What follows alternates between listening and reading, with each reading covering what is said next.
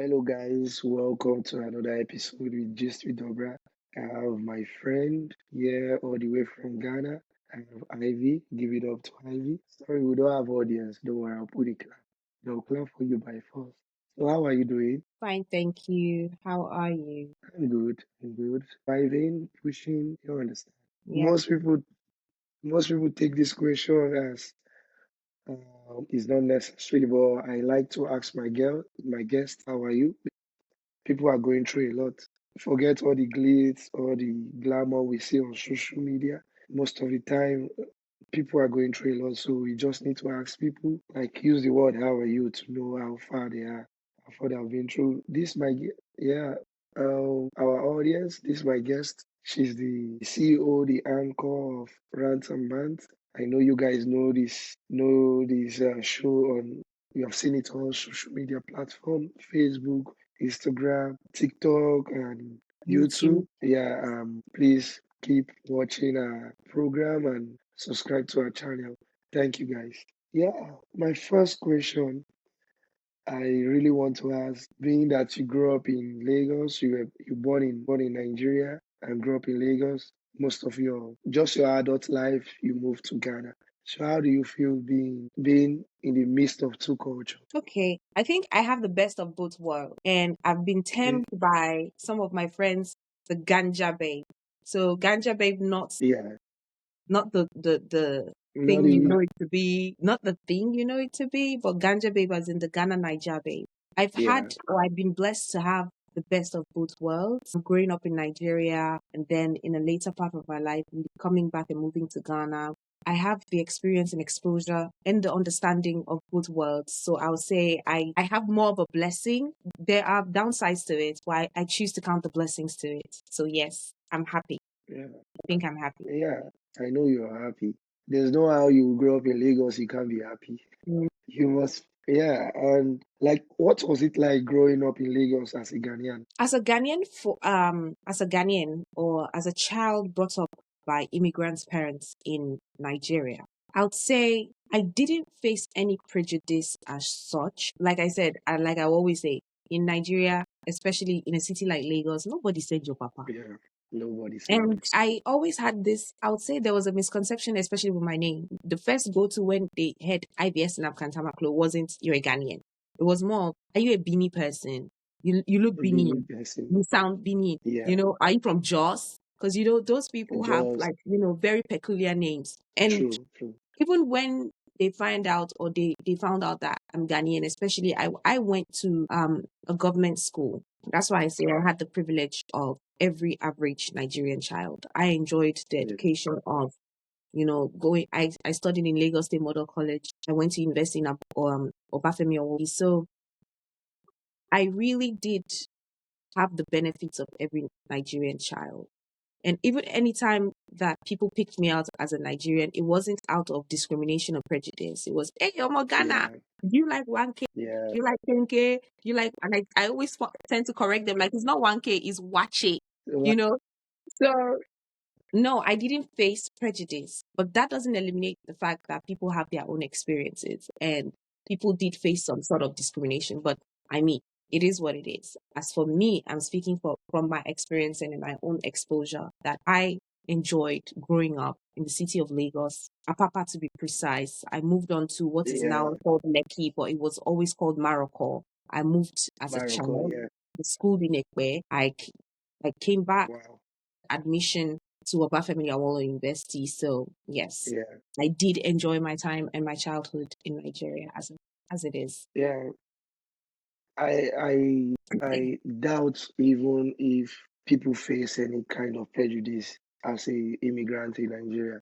The only kind of tag you get, especially from our white folks, they just give you a name like Oibo.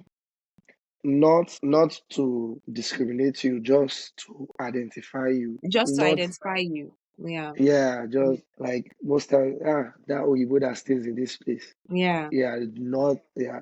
I think Nigerians are I Very don't more know. I welcoming. don't yeah, I don't want to be biased in Africa. I think it's hard to just differentiate us between every other Africans, maybe South Africa, or because we don't even care. I recently met a South African who was born in Lagos, to be precise.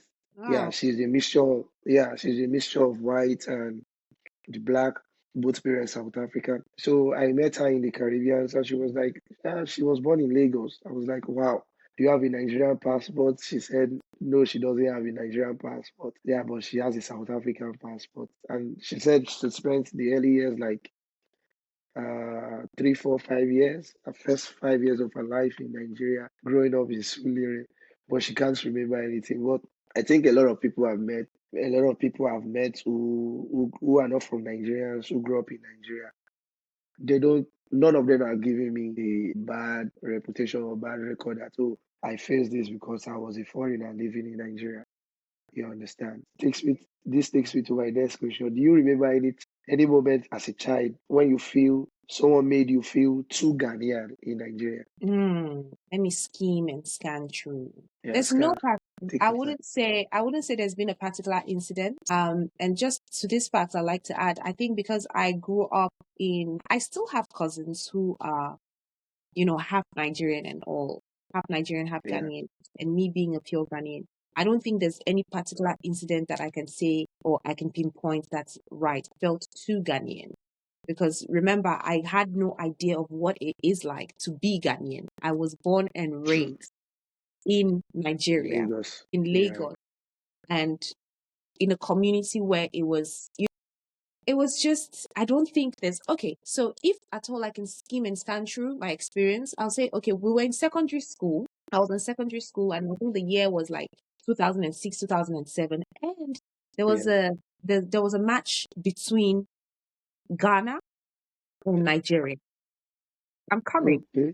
And I Yeah, remember I had these socks. My mom had come to Ghana and I had these socks that had the Ghana flag. And in the whole of the school that day, I wore that yeah. socks. And I think Ghana won the match that day. Okay. If I may be wrong, but we can always look back and check the fact.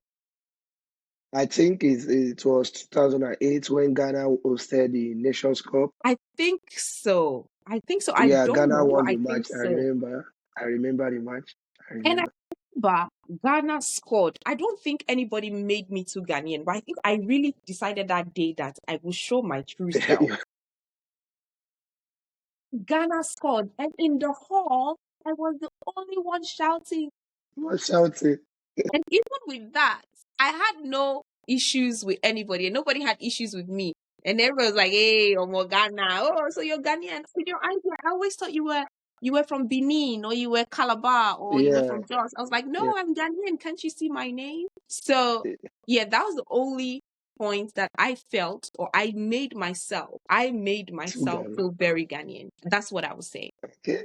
That's you being patriotic because even me too, I will do that. I remember there's this rivalry about football and Nigerians and Ghana have. I remember back in, I remember Ghana and I think Cameroon were playing the Nations Cup final. Hmm. Do you know I supported Cameroon all just because of this. And I No, was in Ghana then.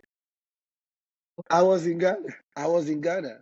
I supported Cameroon because I just wanted to turn to my friends. You understand, my Ghanaian friends.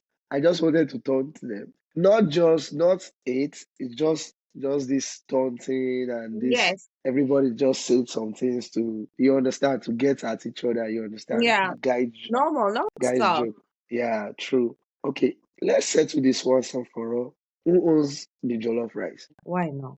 Kilode. Who owns the jollof rice? Who Who gets owns? that will Okay, get who yes. owns? Senegal owns. Yeah. But who has the Okay. best jollof rice?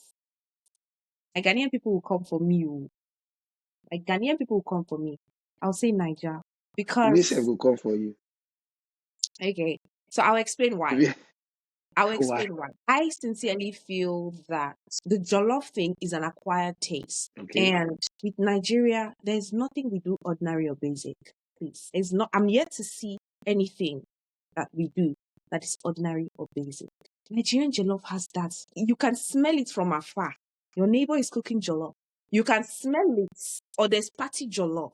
In fact, Yeah. jollof should be the food of unity for we Nigerians. Because have you heard of this term, Mugbomoya? It is not because of Yeah, the nice Fuji music or the Bible, but because there's smoked jollof there. Have you been to a Nigerian party, my brother? There's just this I thing with went to our one jollof. yesterday. You just have to feel it. You just have to be there. The scent alone brings this joy. Now, I don't feel that with Ghanaian jollof. I'm sorry. I just sincerely do not feel that with Ghanaian jollof. I'm sorry. I've tried. I've tried. I moved It, to Ghana what in 2018. I've tried. I'm yeah, trying my best still, and I'm more inclined. I'm more inclined to eating Nigeria jollof. So I'll say Nigeria jollof. You just have to be there. you won't find trouble. You dey find In trouble. fact, Personally, arrest me. Arrest me. Arrest me, bro. well, yeah, personally, I stayed in Ghana 2016 to 17 and some part of 2019. I don't know. As a Nigerian, I prefer the Ghana jollof. I don't know. Maybe because that, maybe because I'm just tired or I'm too used to the Nigerian jollof. Okay. But the Ghana jollof gave me another dimension of how it's supposed to be. You understand? Like I don't know the taste, the short rice, the rice is not long. The short grains Rice that of looks like the couscous rice.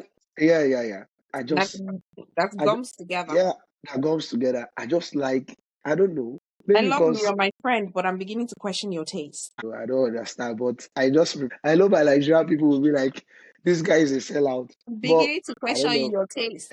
I think everybody is entitled. When it comes to food, it's subjective. Everybody is like you see, even in Nigeria, we have so many tribes. They'll be like, these people cooks better, these people cooks better, you understand? Yeah. So Okay. it is what it is. Okay, my next question. Um, Ghanaian says Nigerian food is too spicy. Nigerian says Ghana food is too bland. Who is lying? Okay. I think one of the misconception is that Nigeria is mix of different cultures. I would say I'm more of a Yoruba girl, so there's no food you cook for me. If there's no pepper inside, I will Yeah, feel nauseous. I'm telling you. Okay, so right now I'm on yeah, holidays, and I feel, oh my God, I need pepper. you need, So, like you said, taste is subjective. yeah, yeah, Nigerian food being spicy is maybe the person saying it has only tasted food cooked by a Yoruba person. yeah. Yoruba person, true. Yes. Or, and besides that, we Nigerians have a lot of spice, and I'm not just talking about pepper. Yeah, We have a lot of spice we put in our foods to make it, gang. Forget, yeah, forget the true. fact that right now we're now using basil and all these Yeah, Oyibo things to it. We've even always had the spices. spice. We've always had the juice. We've always had the sauce. So Yeah, I would say in terms of flavor, Nigerians have it. I'm not saying that Ghanaians don't have it, but Nigerians have it. In terms of spice, yes. If you're talking about a particular sect of people, like the Yoruba people, yeah, use tatashe, rodo, shombo. yeah.